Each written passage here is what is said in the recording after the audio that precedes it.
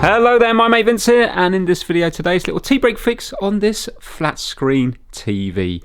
This belongs on a boat, Brian's boat, and it's working as a TV, but the remote controls are not working on it. When he got the boat, it had 2 remote controls, and that's why we think it's a problem with the TV rather than the remotes, because I presume it stopped working. They bought another remote thinking it was a remote that was faulty. And yeah, both remotes are not working. So if I go to turn it on here, nothing is turning on that one or this one here, and the batteries have been changed. Yet if you hit the button at the bottom here, then the TV will power on and start working. So it looks like it's some communication issue between the remote controls and the TV. So let's bring it over to the mat and see if we can work out what's happening, because you can see down here that this is a little sensor that picks up the remote control. So it should be an interesting one. Now check this out. What do you see in this area here? Bearing in mind that this belongs on a boat. Corrosion and rust. So I presume, and I can also see the screws as well are rusty down the bottom. So this is liquid damaged. So I've just got a towel down. I'm going to undo all the screws and try to get this back off so I can get to this area down here. Now check this out. If you want to check your remote controls, with my eyes now, I can't see anything here, so you might think the remote control's not working. And even with this camera here that I'm filming on, I can't see anything. But look, do it through the lens of an actual phone. I'm not sure if this works on all phones, but can you see that now? Yeah, so you can see when I hit the buttons, you can see the signal being sent. And also on this one here. Obviously it's easier with lights off. Look at that, you can really see it now. I'm not sure if that works with all phones and stuff, because I think some have kind of IR filters, I've been told.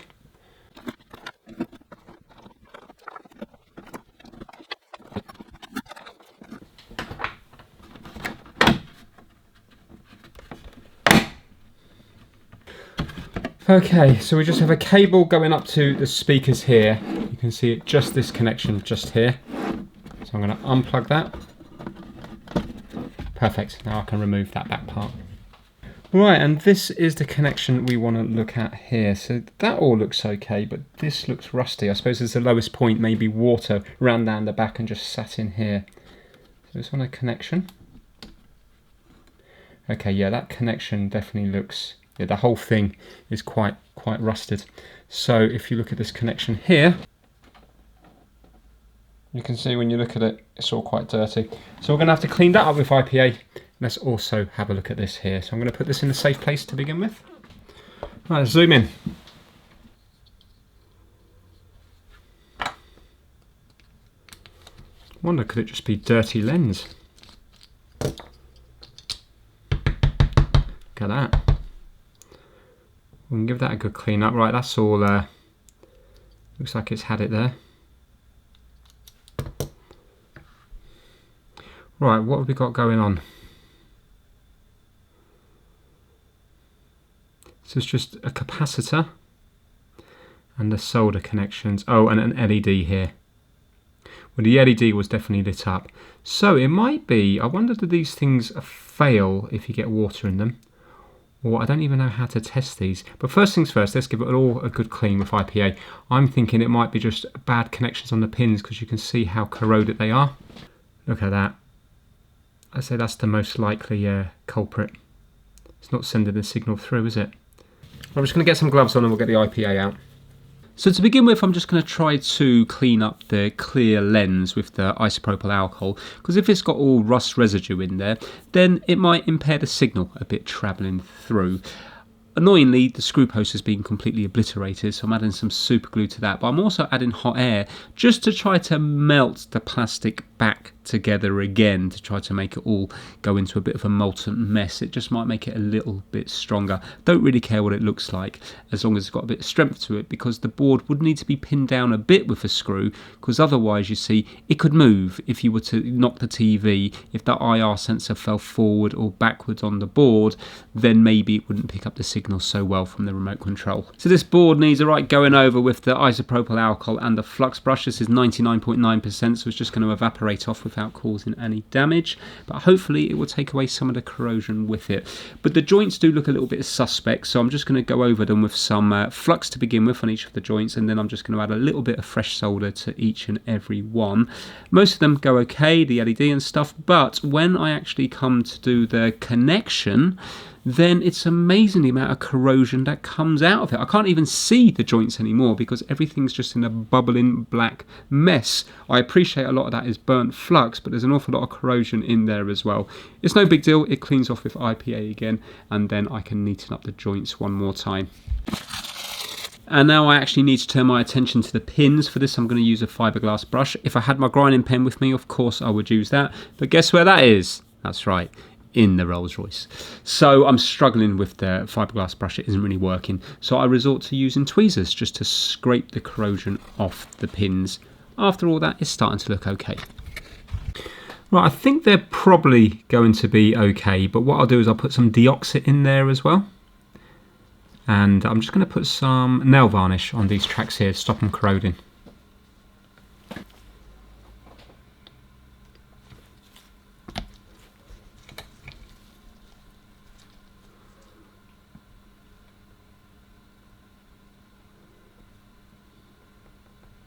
There we go.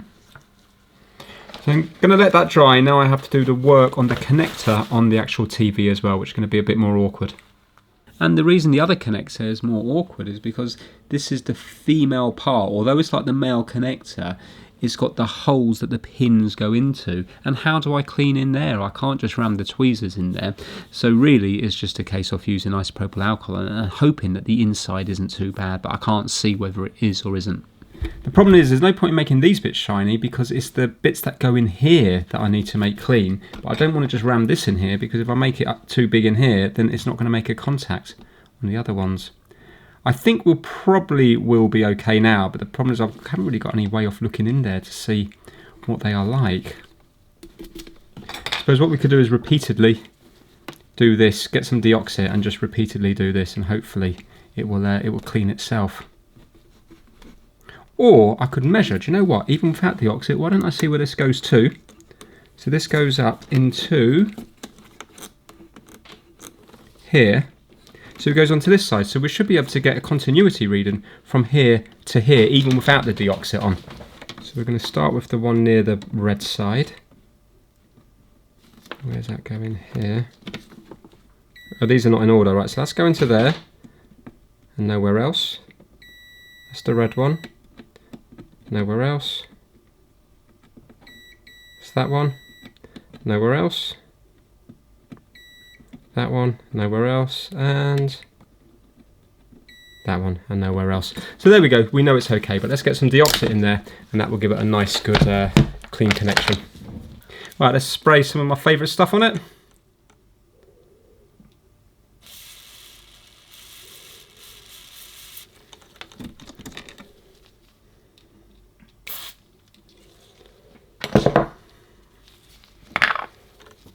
Now really I suppose I shouldn't be using fader on this, I should be using my normal deoxit, but it should give it a clean anyway, shouldn't it? Right, there we have it. So the nail varnish has gone off, it's all looking nice and clean again. I think that should work, unless of course the problem is further down in here. Right, LED still works, let's see if it's going to turn on now. I'm going to say yes. Ha ha. No. So it's still not working. 1 second. Yeah, no, that is the side it goes. Let's make sure the TV itself is still working.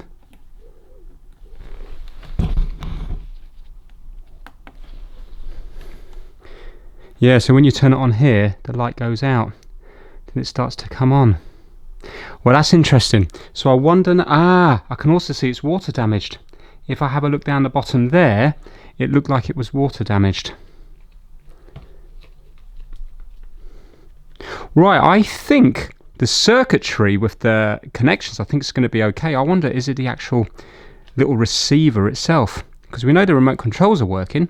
As far as the lights are concerned, it'd be unlikely that both of them have failed. I think we need to look into how you can test these, because I don't actually know. Maybe if you go across them with your own meter and go to turn them on here, maybe you should see a resistance change. So I'm going to do a little bit of reading up about how these work. I would have thought that would have worked, because I would have thought it was going to be a problem with the corrosion here, but obviously not. That's a shame. So I look up how to test an IR receiver on YouTube, and there's quite a few videos. Unfortunately, not many of them are in English, but you can kind of work out what's going on. And on Brian's one, I do have voltage. I have 5 volts on the left pin and the right pin. The middle pin's ground, so it's definitely getting voltage. It leads me to believe that the IR sensor is probably faulty.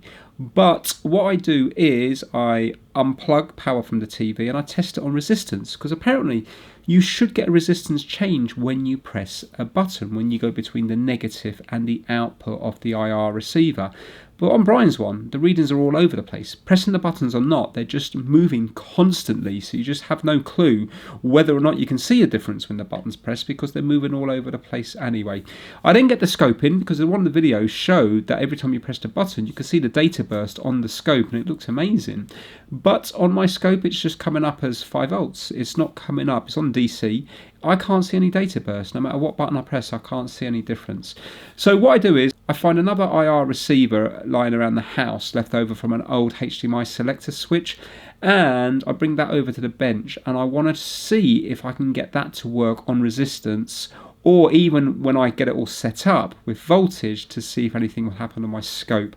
And unfortunately, nothing happens on that one either, so that really throws me. So I don't really know where to go. So what I do is I take another look at the board, and I see there's still corrosion underneath the IR receiver, and I'm wondering, is that messing around with the resistances and causing it to work all the time, or just not working at all because of the corrosion underneath shorting something out? So in this next part of the video now, I'm going to take the component out and give the board a good clean underneath. See, if we have a look under here, you'll see that there's a load of crust. See under here?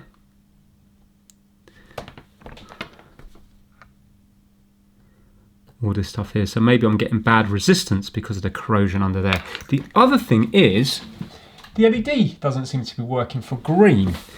Now, I'm not saying it does go green on this model, I don't know, but it is listed here as green and red. And when I go across it with my probes in diode test, it will light up the red one, and we know that the red one works because you can see it on the TV. But watch this, if I go across here and here, see, it lights up red, but it doesn't light up here and here. So again, I don't know whether the LED is blown, but it doesn't matter if it doesn't light up green.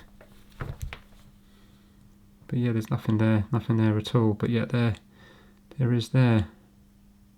So I'm going to unsolder it with the soldering iron. All the pins are quite close to each other, so I'm just going to keep running the soldering iron back and forth and lifting the component off. It does actually get quite hot on my hands, actually. But anyway, when I take it off, there's real bad corrosion underneath it. The pads look very, very, very blackened, so I have to really apply quite a lot of flux to this and the soldering iron to try to burn away all that corrosion. And of course, I'm adding so much heat into this area with my soldering iron that I then knock the LED off. So then I have to re-solder on the LED. But that there might be a bit of a blessing in disguise that the LED fell off, because check out this next bit. Right, I've cleaned it up now, and this is interesting. We do have the smallest of green lights with my meter. So if I go here, see a red light, but now look, that wasn't there before. So maybe when it's on the TV, it might actually give more power, unless for some reason having this component on stopped it from working. So I'm just going to temporarily solder the IR receiver back onto the board, and then we can test it again. And you never know, the green light's now working, so maybe the corrosion on the IR receiver was also causing havoc, and it might start all working again. Right, now let's see if it's any different. So plug it in there, plug in the power, plug it in here.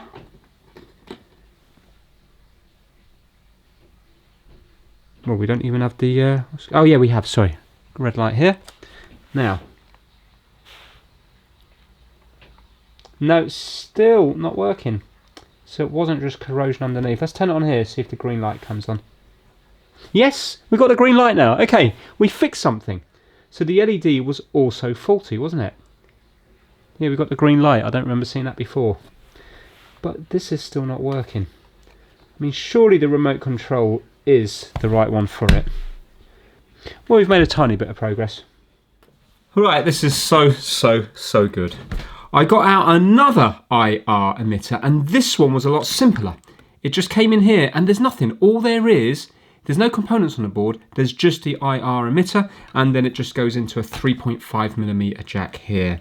Now watch this. This is fantastic. I've got it connected to my little power bank into the HDMI switch, and check this out. If I go onto voltage, the input pins, they've nicely labelled it up because we have red, black and white. So the white's going to be the output, and then we've got the ground in the middle, the black, and the positive is the red one here. And check this out, we have 5 volts, so this is kind of very similar to Brian's TV.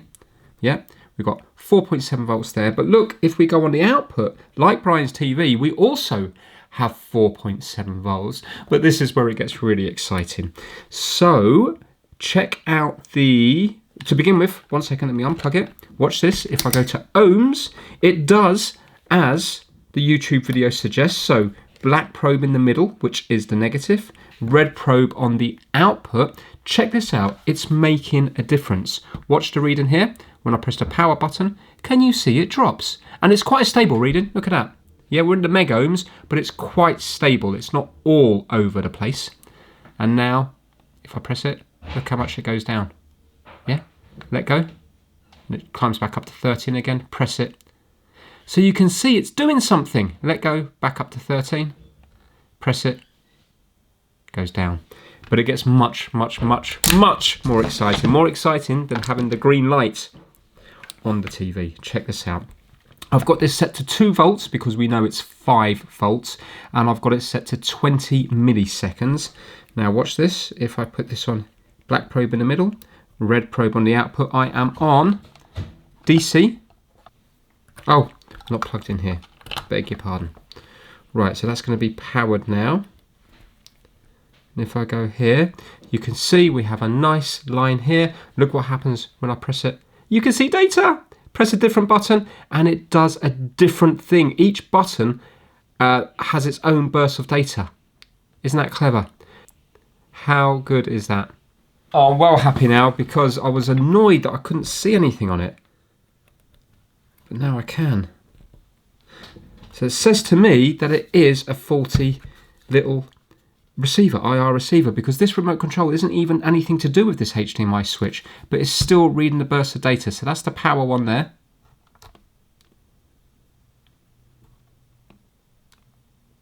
Yeah, and now if I press number 8, you can see it's that. If I press number 2, you can see they're all different. Isn't that amazing? How good is that? I love it. So that's it, you can see the burst of data, and yet we can't see that on the TV. So you know what I'm going to do? I am going to unsolder this.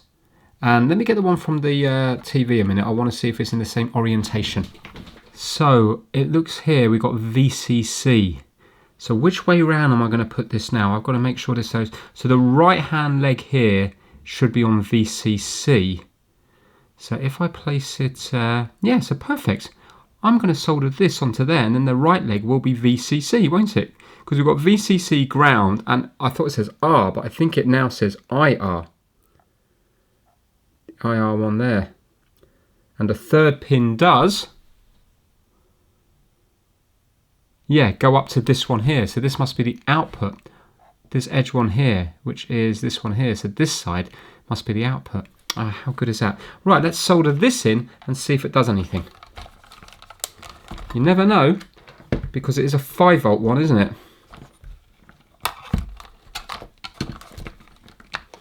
So good seeing the scope like that. And it also matches in with Brian's one as well, because there's a nice bit of rust on it, so it will look authentic. You're so funny, Vince. Muppet. So it's interesting, after all these attempted fixes I've done on the channel, I don't think I've come across an infrared problem before. And if this one was just corrosion, I probably would still not know anything about infrared. But because I've been forced to do a little bit of research into it, I feel like I understand these little receivers a lot more than when I started. It was great seeing the deflection in the multimeter. It was great seeing on the scope the 5 volts being brought down to 0 on various different ones on different button presses. It'd be interesting for me to know if there's some protocol out there where, for example, every single remote control power button will give the same signal, or are they all different so that it doesn't interfere with other equipment in your house? Not too sure. Okay, that's temporarily on there. Let's plug it into the TV and see what it does. I'm excited. Okay, let's plug it in. Now, what are you going to do?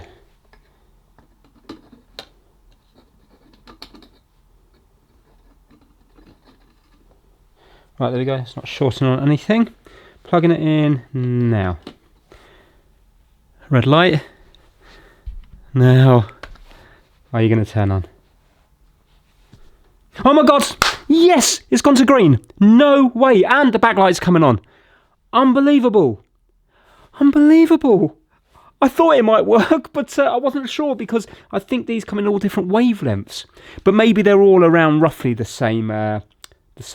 Or maybe all the buttons won't work on this because it won't recognise all the data signals coming out of this. Let's turn it off. My word, I hope you can see that. Red light. Turn it on. Green light. How good is that? And the green light's working as well. Right, let's cut this right the way down because it's much bigger than the other one. That is so good.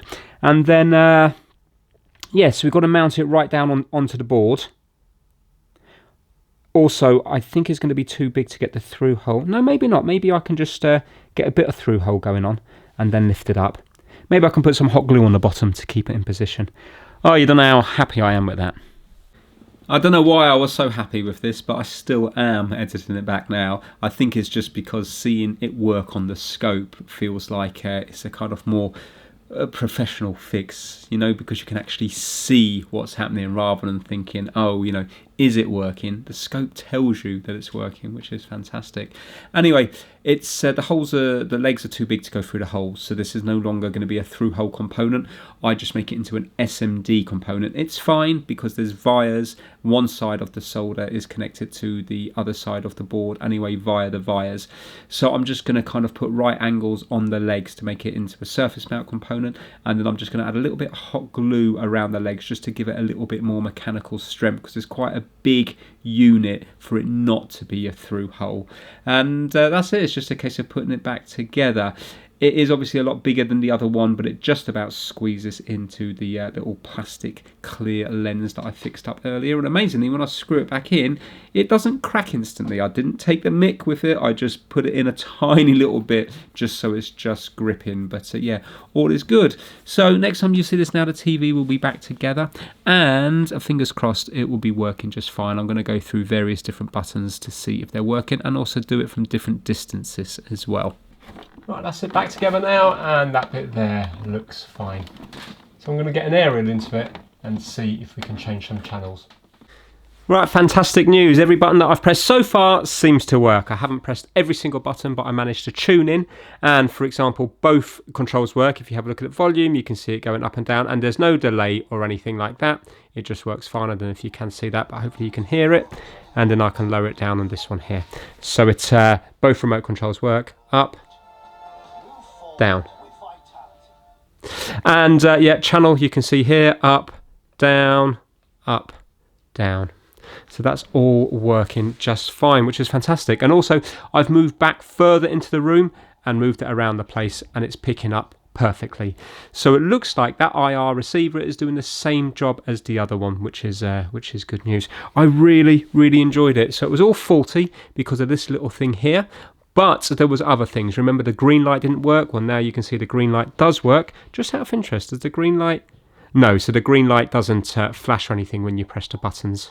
So it's just red for off and green for on. And if I turn it off, you will see it's all nice and responsive. Turn it on again and you will see it will boot itself up. I really thoroughly enjoyed that one there. And the TV is now up and running again. And the water damage that I seen earlier is not noticeable when you're watching TV. I think it's only when you've got one solid colour across it that you're going to see it. But look at that, you can't see any pixelation at all there. Yep. So during normal viewing, it doesn't actually look water damaged, but it is. Oh, I'm so happy with that. So good. Look at that. Look how quick it works. Look at that. Yeah, fantastic. And turn it off again. Brilliant. If you enjoyed it, give it a massive thumbs up, and I'll see you all very soon. Thank you so much for watching.